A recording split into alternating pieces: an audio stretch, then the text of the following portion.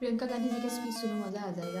नेहरू जी ने कौन सी गलतियां की सुना लीजिए, फिर खत्म। उसके बाद बेरोजगारी, महंगाई, क्या हो रहा है, बिजली है, महिलाओं की समस्याएं कंपनियों में हो रहा है, उसकी बातें, उसकी चर्चा। माननीय सदस्य नहीं, आप बिना तथ्यों के कोई बात नहीं करें।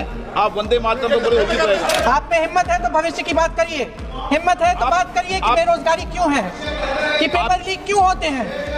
मैं आपकी बात मानती हूँ, लेकिन बिना तथ्य के बहुत सालों के लिए ये हम पर आरोप डाल रहे हैं। हम देश के लिए हैं, आप चुनाव के लिए हैं, हम देश के लिए हैं। जितने भी चुनाव हारे, हम यहाँ बैठे रहेंगे और आपसे लड़ते रहेंगे और आपकी विचारधारा से लड़ते रहेंगे। अपने इस देश के लिए, अपनी इस मिट्टी के लिए लड़ते रहेंगे। आप हमें रोक नहीं सकते। जितनी देर हमारे प्रधानमंत्री, देश के प्रधानमंत्री रहे हैं, 12 साल हो गए हैं, लगभग उतने ही सालों के लिए जवाहरलाल नेहरू जी जेल में रहे। अगर इन्होंने इसरो नहीं बनाया होता तो आज आपका मंगलयान नहीं होता। अगर DRDO नहीं बनाया होता तो तेजस नहीं बनता। अगर IIT और IIM नहीं बनाए होते तो हम आज IT में आगे नहीं होते। अगर एम्स नहीं बनाया होता तो हम कोरोना की जब बड़ी चुनौती का सामना कैसे करते। पंडित जवाहरलाल नेहरू इस देश के लिए जिए और देश की सेवा करते करते उन्होंने दम तोड़ा। सुन लीजिए, मेरी एक सलाह ले लीजिए। हमारे प्रधानमंत्री महोदय 12 सालों से इस सदन में हैं, मैं मात्र 12 महीनों से हूँ। फिर भी छोटी सी सलाह है।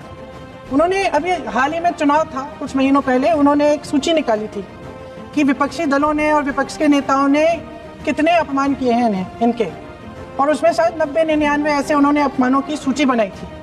तो मैं उनको एक छोटी सलाह देना चाहती हूँ कि नेहरू जी से जितनी भी शिकायतें हैं, जितनी भी गलतियां उन्होंने की आपके जहन में, जितनी भी गालियां देनी है, जितना भी अपमान करना है, उसकी भी एक सूची बना दीजिए। नहीं, बात खत्म नहीं है। 999 अपमान, 9,999 अपमान, सूची बना दीजिए।